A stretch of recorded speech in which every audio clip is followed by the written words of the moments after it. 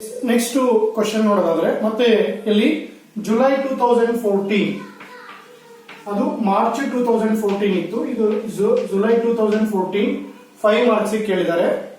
ಏನ್ ಕ್ವಶನ್ ಅಂದ್ರೆ ಒಂದು yes list the 3 reasons for population explosion. Okay, yes list the 3 reasons for population explosion. ಇದು 3 marks ಇದೆ.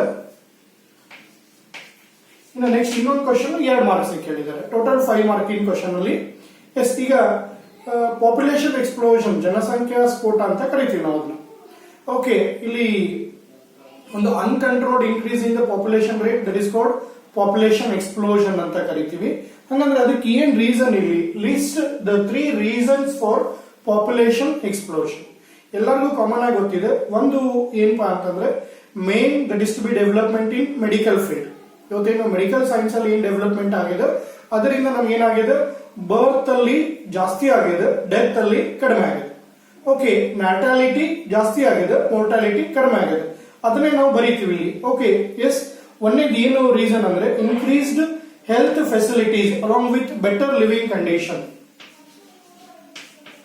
Increased ಇವತ್ತೆಲ್ಲರೂ ನಾವೇನ್ ಮಾಡ್ತಾ ಇದೀವಿ ಅಂದ್ರೆ ಹೈಜಿನಿಕ್ ಆಗಿ, ಓಕೆ, ಆಲ್ಮೋಸ್ಟ್ ಕಂಪ್ಲೀಟ್ ಏನು ಫಿಲ್ಟರ್ ವಾಟರ್ ತಗೋತೀವಿ, ಬಿಸಿ ಫುಡ್ ಅಂತ ತಗೊಳ್ತೀವಿ, ಮತ್ತೆ ಯಾವ್ದಾದ್ರು ಹೊರಗಡೆ ಕಂಟಾಮಿನೇಟೆಡ್ ಪ್ಲೇಸ್ ಅಲ್ಲಿ ಹೋದ್ರೆ hand wash, even okay we are going to take bath. ಅದನ್ನೇ ನಾವೇನ್ ಹೇಳ್ತೀವಿ increased health facilities. Increased health facilities. Okay, health facilities ಇಲ್ಲಿ ಏನಾಗಿದೆ, ಜಾಸ್ತಿ ಆಗಿದೆ. With better living condition, with better living condition, ಇದು ಒಂದು reason. Better living condition. Okay, yes increased health facilities with better living condition. Okay, ಇನ್ನು second ಬಂದ್ರೆ rapid decline in death rate. Rapid decline in death rate. Okay, yes ಎಲ್ಲಿ death rate decline ಆಗಿದೆ ಅಂದ್ರೆ ಒಂದು MMR ಅಂತ ಕರಿತೀವಿ, maternity mortality rate. MMR. Okay, maternity mortality rate. Maternity mortality rate. Okay, yes ಒಂದು maternity mortality rate ಅಂದ್ರೆ ಈ during delivery time ಅಲ್ಲಿ ಮದರ್ ಡೆತ್ ಆಗೋದು ಏನಾಗಿದೆ, ಕಡಿಮೆ ಆಗಿದೆ. ಅದೇ ತರ ಇನ್ನೊಂದ್ ಕಡೆ ಏನಪ್ಪಾ ಅಂತಂದ್ರೆ ಇನ್ಫಾಂಟ್ ಮೋರ್ಟಾಲಿಟಿ ರೇಟ್, IMR ಅಂತ ಕರಿತೀವಿ. ಇನ್ಫಾಂಟ್ ಮೋರ್ಟಾಲಿಟಿ ರೇಟ್. ಓಕೆ, ನೀವು ಹಿಂದೆ ಇಲ್ಲಿ ಆರ್ಗ್ಯಾನಿಸಮ್ ಅಂಡ್ ಪಾಪ್ಯುಲೇಷನ್ ಅಲ್ಲಿ 2 ವರ್ಡ್ ಬರುತ್ತೆ ನೋಡಿ, mortality, natality. Number of birth natality, number of death mortality. Okay, ಇವತ್ತು ಏನಾಗಿದೆ ಅಂದ್ರೆ ಈ ಮ್ಯಾಟರ್ನಿಟಿ ಅಂದ್ರೆ ತಾಯಿ ಮೋರ್ಟಾಲಿಟಿ, ಡೆತ್ ರೇಟ್ ಏನಾಗಿದೆ, ಕಡಿಮೆ ಆಗಿದೆ ಡ್ಯೂರಿಂಗ್ ಡೆಲಿವರಿ. ಅದೇ ತರ ಇನ್ಫಾಂಟ್, ಈ ಡೆಲಿವರಿ ಆಗಿದ್ದು ಬೇಬಿ ಮಕ್ಕಳದು ಡೆತ್ ಆಗೋ ಚಾನ್ಸಸ್ ಏನಾಗಿದೆ, ಇಲ್ಲಿ ಕಡಿಮೆ ಆಗಿದೆ. ಓಕೆ, ಇನ್ನೊಂದು ನಾನು ಆಲ್ರೆಡಿ ಹೇಳಿದಲ್ಲ, overall reason for population explosion ಬಂದ್ಬಿಟ್ರೆ increased population, decreased death rate, ಅಥವಾ ಇಲ್ಲಿ there will be overall decrease in death rate. Over decrease in death rate.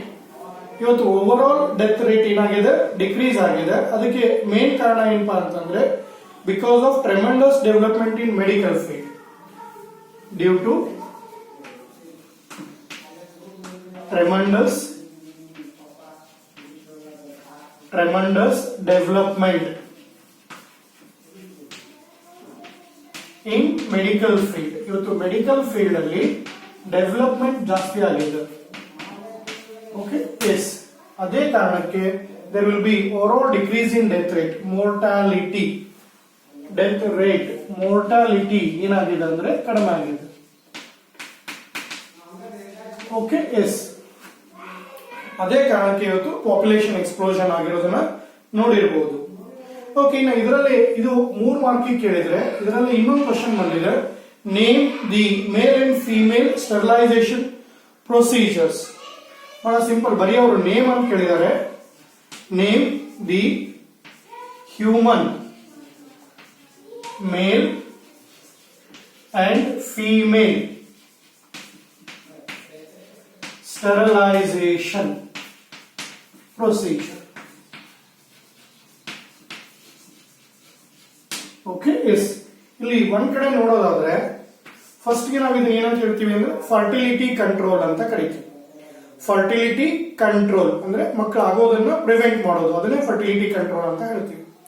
S, ಅದರೊಳಗೆ ಟೆಂಪರರಿ ಮೆಥಡ್ ಬರುತ್ತೆ, ಸ್ಪೇಸಿಂಗ್ ಮೆಥಡ್ ಬರುತ್ತೆ, ಇನ್ನೊಂದು permanent method ಬರುತ್ತೆ. Okay, S, permanent methods ಯಾವುದು? Female ಮತ್ತೆ ಮೇಲ್ sterilisation procedures. Permanent methods ಅಂದ್ರೆ ಪರ್ಮನೆಂಟ್ ಆಗಿ ಮಕ್ಕಳಾಗೋದನ್ನ prevent ಮಾಡೋದು. ಓಕೆ, ಇಲ್ಲಿ 2 ಬರುತ್ತೆ. ಒಂದು ಮೇಲ್ ಸ್ಟೆರಿಲೈಸೇಷನ್, ದಟ್ ಈಸ್ ಕಾಲ್ಡ್ ವಾಸೆಕ್ಟಮಿ. ಇನ್ನೊಂದು ಫೀಮೇಲ್ ಸ್ಟೆರಿಲೈಸೇಷನ್, ಎಸ್, ಮೇಲ್ ಸ್ಟೆರಿಲೈಸೇಷನ್. ಓಕೆ, ಎಸ್, ಈ ಮೇಲ್ ಸ್ಟೆರಿಲೈಸೇಷನ್ ಗೆ ನಾವು ಏನಂತ ಹೇಳ್ತೀವಿ? ವಾಸೆಕ್ಟಮಿ ಅಂತ ಕರಿತೀವಿ. ನೀವು ಕೇಳಿರ್ತೀರ, ಏನು ಈ ಟೆಸ್ಟಿಸ್ ಇಂದ ಒಂದು ಟ್ಯೂಬ್ ಮೇಲ್ಗಡೆ ರನ್ ಆಗುತ್ತೆ ನೋಡಿ, ವಾಸ ಡಿಫರೆನ್ಸ್. ಹೌದಾ? ಆ ವಾಸ ಡಿಫರೆನ್ಸ್ ಅನ್ನೇ ಕಟ್ ಮಾಡಿ ಟೈ ಮಾಡಿಬಿಟ್ರೆ ಸ್ಪರ್ಮ್ಸ್ ಅಲ್ಲಿ ಏನಾಗಲ್ಲ, ಟ್ರಾನ್ಸ್ಫರ್ ಆಗಲ್ಲ. ಅವ್ರ ನೇಮ್ ಅಂತ ಕೇಳಿದ್ರೆ ಇಲ್ಲಿ ಇಷ್ಟೇ ಬರೆದ್ರೆ ಸಾಕು, ವಾಸೆಕ್ಟಮಿ ಅಂತ. VASECTOMY. ಓಕೆ, ಎಸ್, ಇಲ್ಲಿ ಏನಾಗುತ್ತೆ ಅಂದ್ರೆ it involves the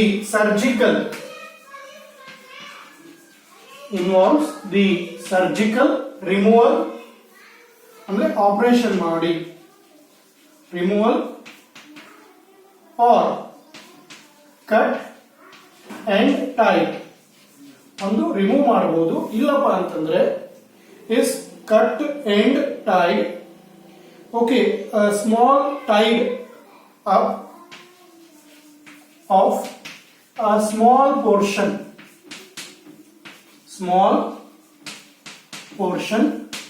of vasa difference each. ಎರಡೂ ಕಡೆಯಿಂದ ಮಾಡಬೇಕು, ಒಂದೇ ಕಡೆ ಅಲ್ಲ, ಯಾಕಂದ್ರೆ 2 ಇರುತ್ತೆ. Vasa difference. Okay, yes, cut and tied of a small portion of vasa difference. ಓಕೆ, ಇದನ್ನೇ ನಾವೇನಂತ ಹೇಳ್ತೀವಿ ಅಂದ್ರೆ ವಾಸೆಕ್ಟಮಿ ಅಥವಾ ಗಂಡು ಮಕ್ಕಳಲ್ಲಿ ಮಕ್ಕಳಾಗ್ಲಿಲ್ದಂಗೆ ಆಪರೇಷನ್ ಮಾಡೋದು. ರೀಸನ್ ಏನಾಗುತ್ತೆ? ಟೆಸ್ಟಿಸ್ ನಾರ್ಮಲ್ ಇರುತ್ತೆ, ಹಾರ್ಮೋನ್ ಪ್ರೊಡಕ್ಷನ್ ನಾರ್ಮಲ್ ಇರುತ್ತೆ, ಏನು ಸಮಸ್ಯೆ ಇಲ್ಲ, ಹಾರ್ಮೋನ್ಸ್ ಸಪ್ಲೈ ಆಗುತ್ತೆ. ಬಟ್ ಪ್ರಾಬ್ಲಮ್ ಏನು? ಪ್ರೊಡ್ಯೂಸ್ ಆಗಿರೋ ಸ್ಪರ್ಮ್ಸ್ ಟ್ರಾನ್ಸ್ಫರ್ ಆಗಲ್ಲ, ಎಲ್ಲಿಗೆ? ಯುರೇಥ್ರಾಗೆ. ಇನ್ನು ಟ್ಯೂಬೆಕ್ಟಮಿ ಅಂತ ಕರಿತೀವಿ, that is female sterilisation. Okay, yes, ಈ ಫೀಮೇಲ್ ಸ್ಟೆರಿಲೈಸೇಷನ್ ಅನ್ನ ಟ್ಯೂಬೆಕ್ಟಮಿ ಅಂತ ಕರಿತೀವಿ. ನೀವು ಹೆಸರು ಕೇಳಿದಿರಾ? ಎಸ್, ಇದಿಷ್ಟ ಮೆನ್ಷನ್, ಯಾಕಂದ್ರೆ ನೇಮ್ ಅಂತ ಕೇಳಿದ್ರೆ ಮೆನ್ಷನ್ ಮಾಡೋದು ಮುಗಿಯುತ್ತೆ. ಟ್ಯೂಬೆಕ್ಟಮಿ ಅಂದ್ರೆ ಏನ್ ಮಾಡ್ತೀವಿ ಅಂತಂದ್ರೆ, ಇಲ್ಲಿ small portion of fallopian tube, it involves the surgical